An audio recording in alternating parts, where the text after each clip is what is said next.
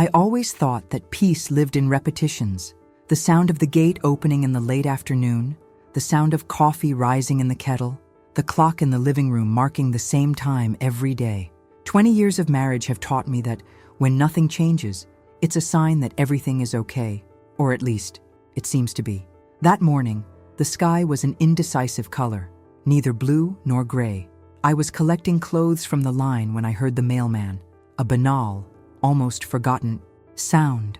As I approached the mailbox, I saw the envelope, white, crumpled at the corners with my name handwritten on it. No sender. The detail that paralyzed me was the lyrics. Companies, familiar, as if I'd seen that line somewhere before, perhaps on shopping lists, on notes left on the table. I entered slowly, holding the envelope between my fingers, like someone carrying something too fragile. In the kitchen, I sat and watched for a few seconds. It had been so long since anyone had written to me that the mere sight of my name there, written in pen, caused me a discomfort I couldn't quite name. And then, before the courage evaporated, I opened it. Inside, a carefully folded paper. The handwriting, slanted and precise, had a tone too intimate to be casual. And the text. I've been trying to write for a long time, but there are things that don't fit into a conversation. I still think about the afternoons when you laughed at me, the words that got stuck. Sometimes I close my eyes and remember the sound of your voice, and I wonder if you miss it too. Maybe it's late, but I needed to say, nothing was forgotten. For a moment, time stood still. There was no recipient, no name, but the A at the end seemed to scream in silence. My husband's name is Augustus. I felt a cold shiver run down my spine. The handwriting, that exact way of drawing the capital A, the exact way of dotting the letter I, was identical to his. Identical. I folded the paper, trying to understand. It could be a coincidence. Someone with the same name, the same font. But what made that letter so personal, addressed to me?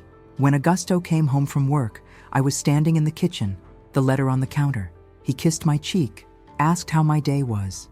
I just said, "A letter arrived for me." "From whom?" he asked, distracted. "I don't know. It was just signed with an A." His pause was minimal, but sufficient. A second more of silence, a look that looked away too quickly. "It must be a mistake," he replied, with a half smile that didn't reach his eyes. And then he changed the subject. Over dinner, we talked about small things, the garden, the weather, the electricity bill. But the letter was there, hovering over us, invisible, as if there were someone else at the table. I barely tasted the food. The voice inside my head just repeated the words from the note. "Sometimes I close my eyes and remember the sound of your voice." That night, when he was asleep, I returned to the kitchen and reread the text in the dim light. The paper seemed to pulse, as if it still held the heat of whoever wrote it. And the more I read, the more the handwriting screamed inside me. It was his. But how had a letter written by him, or by someone imitating him, reached me, signed with a confession that wasn't mine? I folded the paper and put it in the cutlery drawer, among the spoons and the secrets I don't know where to hide. The silence in the house seemed different, and for the first time, in a long time, I felt afraid of what I might yet discover. I haven't received letters for years, but that one seemed to have come from my own husband's past. The next morning, I woke before my alarm. The house was still plunged into that silence that only exists before sunrise, when even the air seems suspended. I tried to convince myself it was all just a coincidence, a mixed-up letter, some postal error, but the envelope on the kitchen table seemed to laugh at my attempt. It was there, exactly where I'd left it, like a stubborn reminder of what I didn't want to think about. I picked up my coffee cup and stared at the handwriting again. That signature A bothered me. The stroke was identical to Augusto's. There was no denying it. Even the way he made the period, slightly slanted, was there, but there was no reason for it to exist. He would never write something so intimate, so emotional, at least not to me. And if not for me, who was it for? I tried to act normal when he came down for breakfast. He kissed my forehead and asked if I'd slept well. I said yes, lying poorly. He seemed distant, his gaze fixed somewhere on the floor, as if reviewing a thought he didn't want to share. I asked if he'd written anything lately, trying to sound light. He laughed, confused. "Right? I barely have time to read." And the sound of his laughter was so forced it made me want to cover my ears. After he left, I decided to check the mailbox again. Inside, only flyers and bills. No clues. It was then that I noticed something I'd missed before. The envelope's postmark was undated. No postmark. It was as if it had been left there by hand, and that changed everything. The possibility that someone had come to my door made my heart race. Who could have done this? And why? I mentally reviewed every familiar face, neighbors, relatives, his co-workers, but nothing made sense. Who would leave such a personal letter, written by someone who appeared to be my own husband, without wanting to be discovered? I picked up my phone and dialed his number, but stopped before pressing call. What would I say? "You wrote a mysterious letter and sent it to me by mistake?" It would sound insane. I put the phone away and took a deep breath. I decided I needed to look further. I went to his office, something I rarely did. The room smelled of paper and dust, and his desk was covered in notes. Most of them were from the company's accounting department, except for a smaller notebook hidden under a stack of folders. I leafed through them slowly. There were only scribbles, loose sentences, and, on one page, a line that made me stop. "She never knew how much it hurt." My stomach sank. It was the same letter, the same blue ink, the same capital A drawn with that firm stroke. My fingers trembled. I put the pad back exactly as I'd found it and left with the feeling that someone was watching me. During lunch, he was too quiet. I feigned normalcy, but the words weighed heavily between us. He asked if I wanted to go out for the weekend, maybe visit the lake. I smiled, not responding. I wanted to believe it was just a kind gesture, but something in the way he avoided my eyes told me there was another motive behind the invitation, maybe guilt. Later, as I was clearing away the dishes, I heard the back door creak. An envelope slipped out from under it, falling at my feet. The same type of paper, the same handwriting. Only this time, unsigned. Just a short sentence written in the center of the page. "It's not the first time he's mixed up the names." I stood there, the paper trembling in my hands, listening to the distant sound of his car pulling up. The ground seemed to shift beneath my feet, and for the first time, I didn't know if I wanted to ask, or if it was better to keep pretending nothing was happening. That night, I couldn't sleep. The sound of the wind hitting the windows seemed louder than ever, and each creak of the wood sounded like a footstep coming from the hallway. The anonymous letter, the one left under the door, still sat on the nightstand. "It's not the first time he's mixed up the names." I read and reread the sentence, trying to understand what it meant, confused with whom and why. I looked to the side. Augusto slept, serene, as if nothing had happened. His face was too peaceful for someone innocent, or perhaps that was exactly what innocence looked like when the guilt is old. In the morning, the smell of coffee seemed normal, but I wasn't. Every sound in the house seemed suspicious. The clock, the door opening, even the squeak of bread in the toaster. Everything was a reminder that someone, somehow, had been inside. And worst of all, without leaving a trace. When he left for work, I closed the windows, locked the door, and stood in the middle of the living room, trying to see if anything had been disturbed. I found nothing out of place. Only the previous envelope, the first one, the one signed A, now with a new fold, as if it had been touched. I picked up the paper and smelled perfume. It wasn't mine. A light, almost citrusy scent, unlike anything I'd worn in years. My fingers trembled. I went back to his office and opened the bottom drawer, where I'd seen the notepad before. Now it was gone. In its place was an empty manila envelope, and inside it, a loose staple, as if someone had hurriedly removed something. I sat in his chair and looked around. The curtain moved slightly, and for a moment, I swear I thought I saw a shadow outside, near the garden. I got up quickly, but when I opened the window, no one was there. Still, the wind seemed to carry something else. The perfume again. That same scent. It was then that I noticed something on the corner of the desk.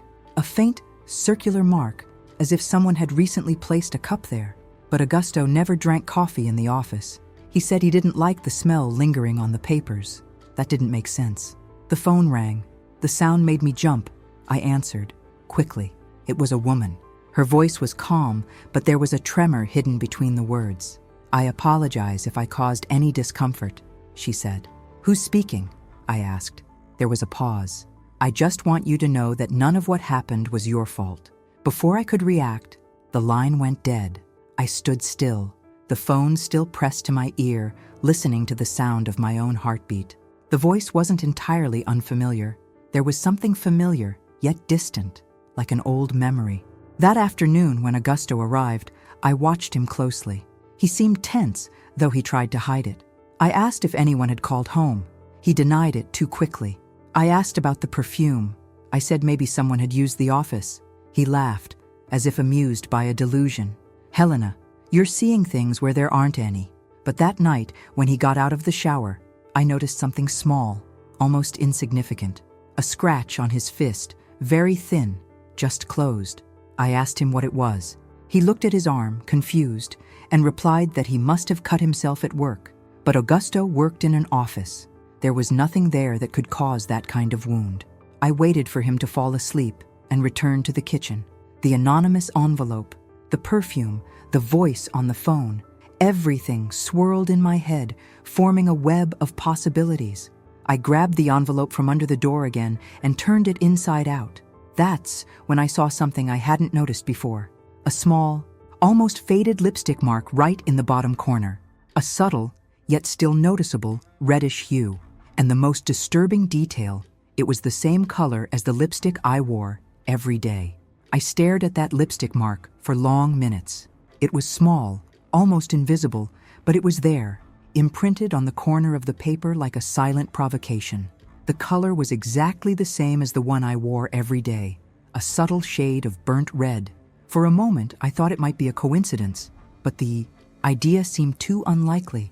It was as if someone had used my own lipstick on purpose to confuse me, to leave an invisible signature that only I would recognize. I ran my finger over the mark, and the ink stained my skin lightly, as if it were still fresh. I closed the envelope and put it back in the drawer, trying to convince myself I was becoming paranoid. The next day, I woke to a noise coming from the hallway. Augusto had already left for work. I walked slowly to the door and saw that one of the windows was ajar. I didn't remember leaving it that way. The wind blew the curtains, but I felt like the air inside the house was different, denser, as if someone else had breathed it. I went to the office and froze. The missing notebook was back in the same place. Only now there was a new page written on it. The letters looked the same as before, the handwriting firm and controlled. I read, my heart heavy, "You are seeing what he wants you to see." That sentence made me sit up.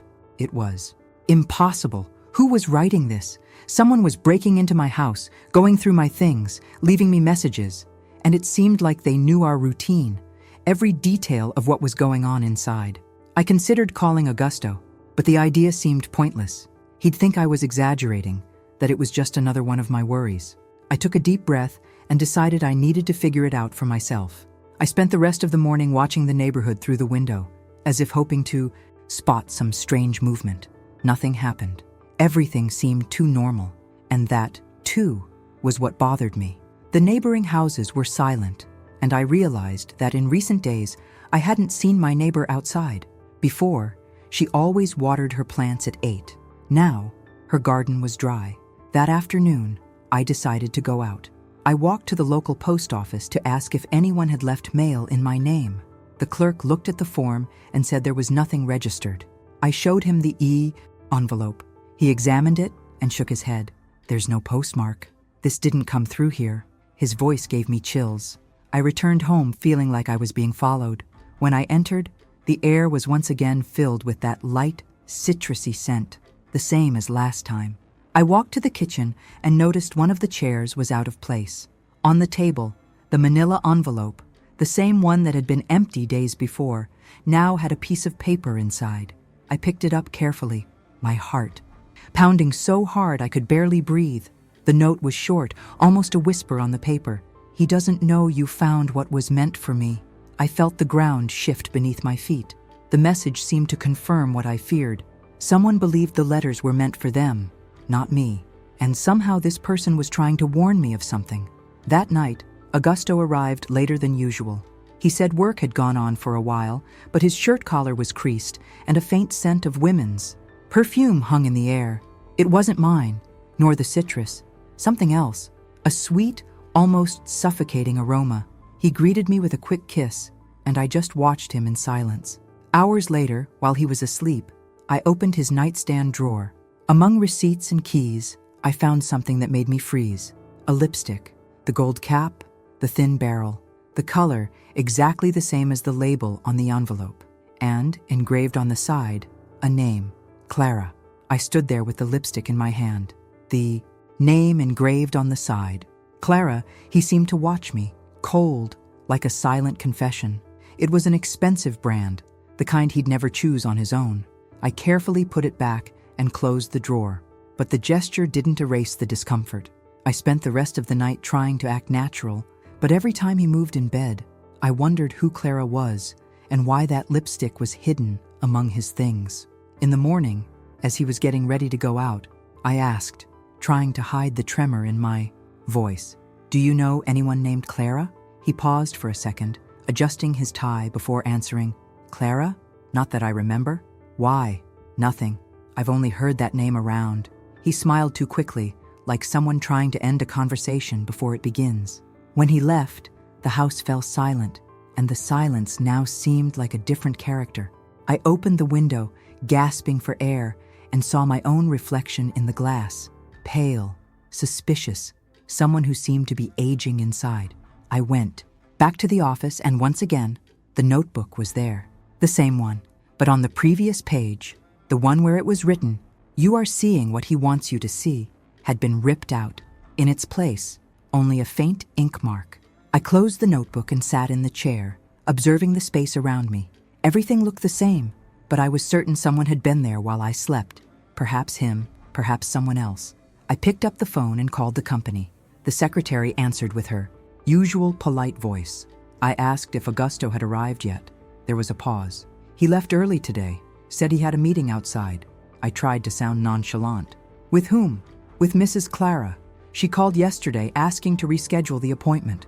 The name sounded so natural on her lips that, for a moment, I doubted everything. I hung up without saying goodbye.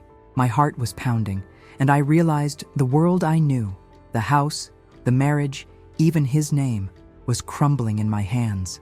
Late in the afternoon, he returned with a small bouquet of white flowers. "For you," he said, smiling. His voice was soft, but his gaze seemed to gauge my reactions. I thanked him, but something about the gesture felt rehearsed, as if he knew I'd discovered something. During dinner, he tried to chat about light topics. I pretended to listen, but my mind was still on the morning call. When he went to take a shower, I opened his phone. In his call history, there was no number saved under the name Clara, just a recent contact without a photo, identified by a single letter, C. I deleted the contact's name and wrote down the number. Later, when he was asleep, I sent him a short message. "Who are you?" The phone vibrated minutes later, but it wasn't his. It was mine. The same number answered. "I thought he already told you." My entire body went cold. I looked into the room where Augusto slept peacefully, breathing deeply, as if he owed nothing. But now I had a different question. Did he know I was receiving messages? Before I could respond, another notification appeared on the screen. The message was short, written in a whisper. "See you tomorrow. Same place as always."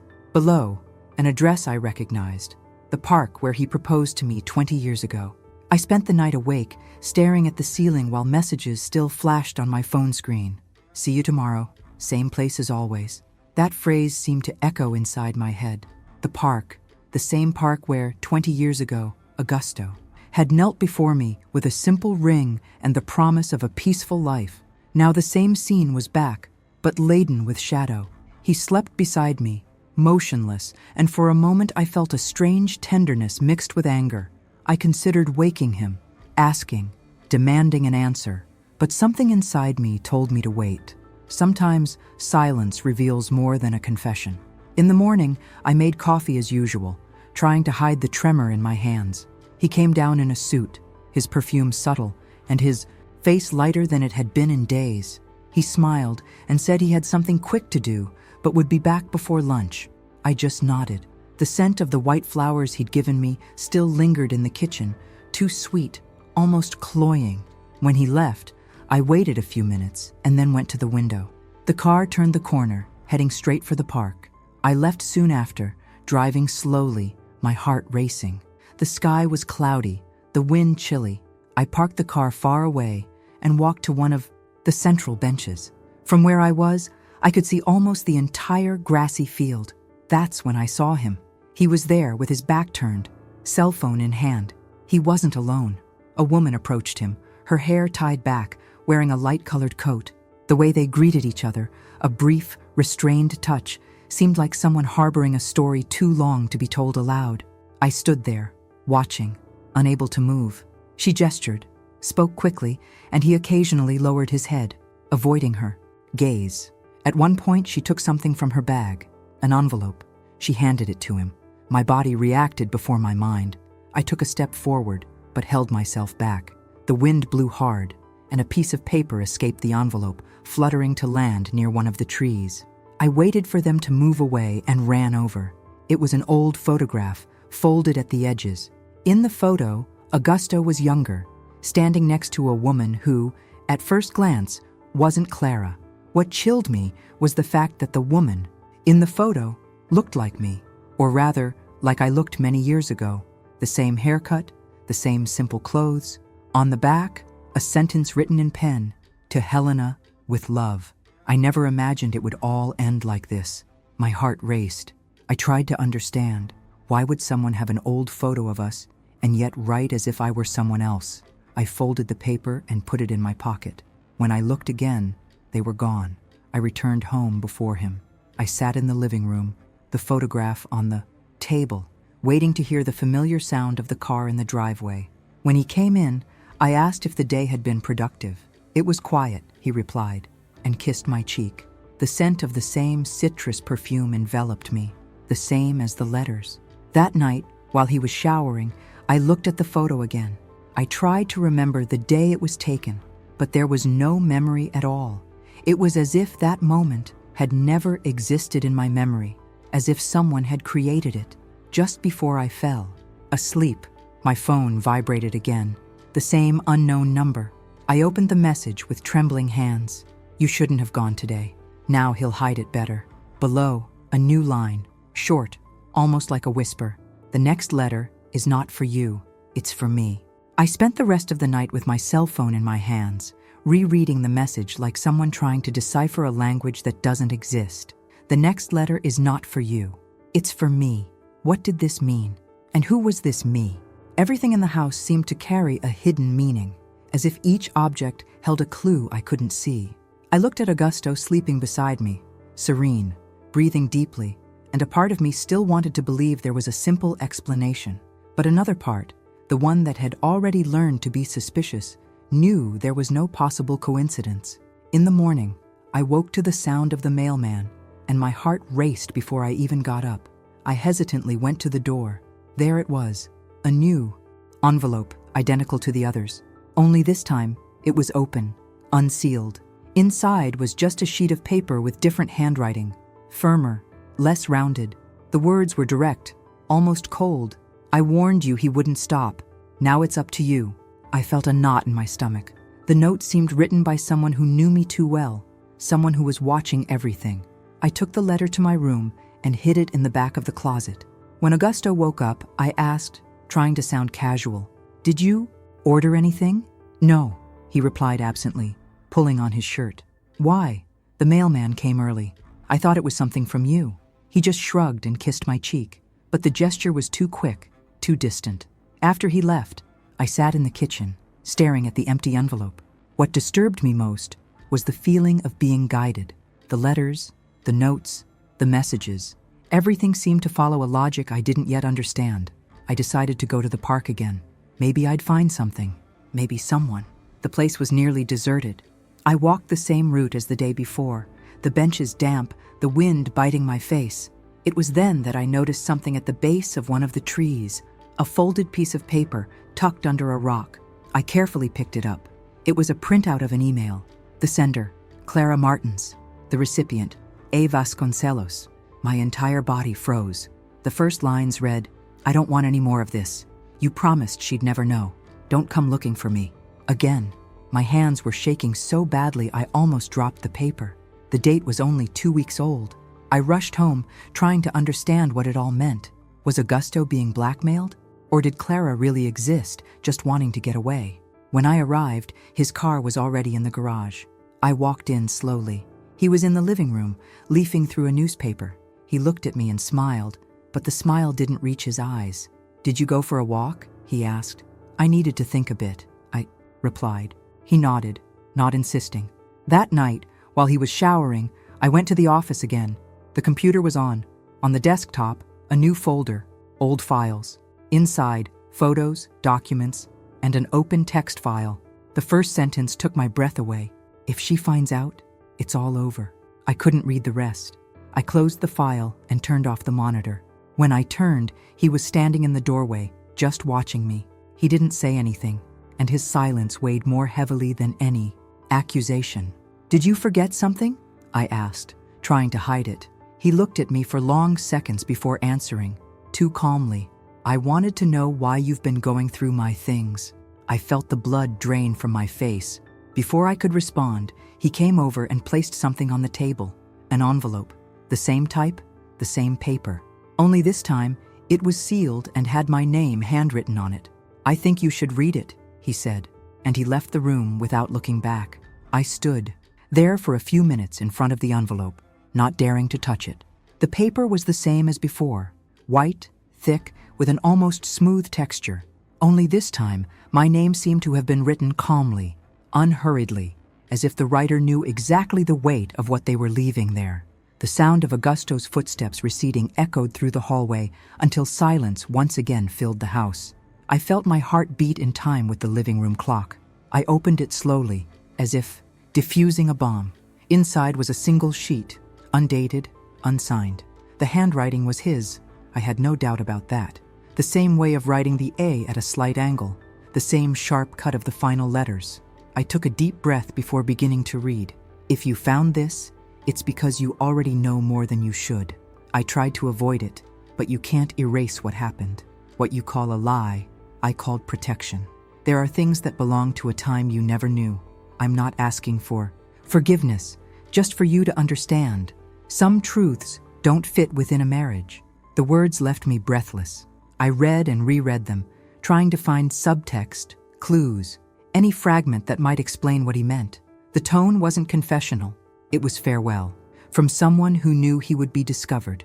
I stared at the paper for long minutes, the sound of the clock mingling with the sound of the wind outside. The idea that it might have another life, perhaps an ancient secret, someone forgotten, began to seem more plausible than ever. But what bothered me was the detail, a time you have never known. I left the envelope on the table and went to the bedroom. His nightstand drawer was ajar. Inside, Clara's lipstick was gone. In its place was a folded photograph, different from the one I'd found in the park. In it, Augusto was seen standing next to a young woman. She had the same brown eyes, the same shy smile.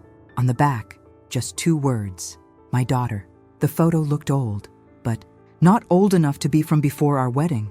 I'd never known he had a daughter, or if I had, I'd purposely erased that memory. The questions came rushing back. Who was she? Why hadn't he ever told me? And what did this story have to do with Clara, with the letters, with everything surrounding me?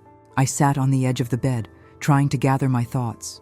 The cruelest hypothesis began to take shape. Clara could be that daughter.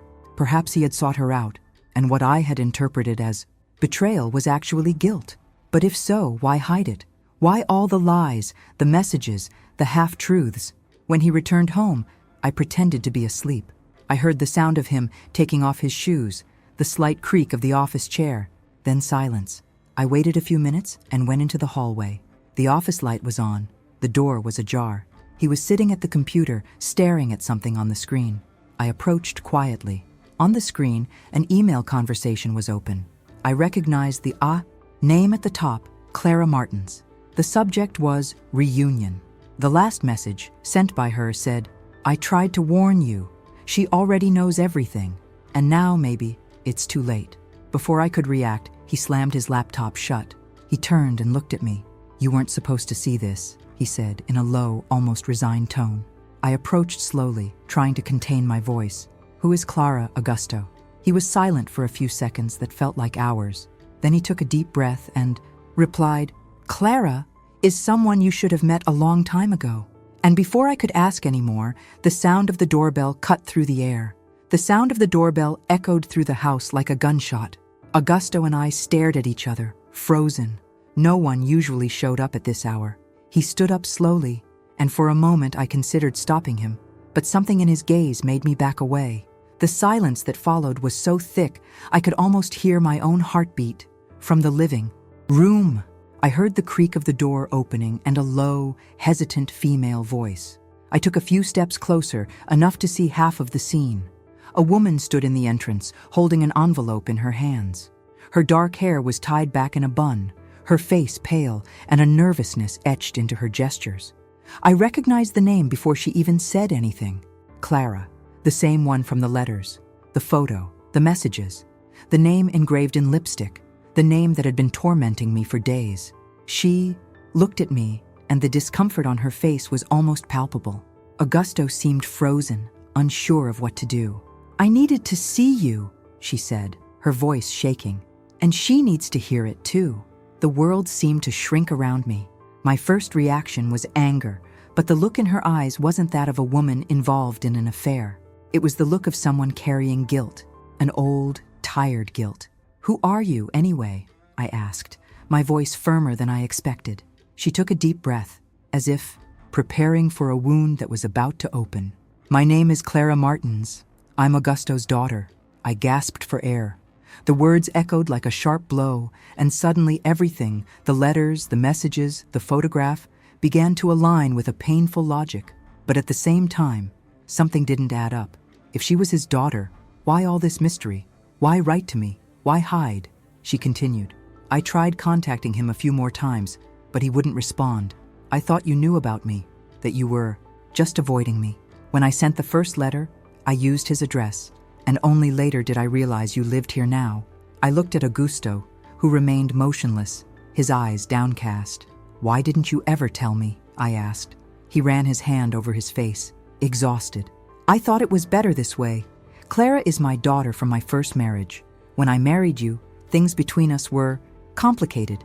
She blamed me for leaving, and I didn't want to involve you. Then why the letters?" I insisted. "Why all this, Augusto?" Clara squeezed the envelope between her fingers. "Because the first letter wasn't for him," she said, her voice breaking. "It was for me. I wrote it, but the person who replied was someone pretending to be me." For a moment, silence enveloped us. Augusto frowned in confusion. "What are you saying?" he asked. "I never sent her those words," Clara continued, looking directly at me. "When I received the reply, I realized someone had intercepted my messages, that they were playing a game with us. Confusion took hold of me. So who sent the letter I received?" Clara shook her head. "I don't know, but whoever did this knew all of us." Before Augusto could respond, the living room phone began to ring. The sound shattered the silence almost cruelly. He hesitated, but answered. On the other end, a calm, almost cold female voice echoed through the speakerphone. "I just wanted to know if you guys finally met." His face turned pale. "Who's speaking?" he asked, his voice breaking. The call dropped, but before the sound completely stopped, one last sentence escaped, clearly. "Tell Helena that none of this is over yet, and that's how the story ends. Not with noise, but with a different kind of silence, the kind that finally fits inside us. I know that if you've stuck around this far, it's because you understand what this story really means. Sometimes, what hurts isn't what was hidden, but the time we wasted trying to pretend we didn't know. If this story made you think of something of your own, a memory, an old secret, a conversation left half-finished, leave a "I'm with you until the end." It's the most beautiful way for me to know that you felt what I wanted to tell you. Subscribe to the channel to continue following these stories that speak softly but touch deeply. Each video here is a slice of what we experience, even when no one sees it. Oh, and leave a like, just so I know you also believe that some truths, when spoken calmly, can heal more than they hurt. There's a video here that continues this conversation with another story about what silence can hide. Click and continue with me there.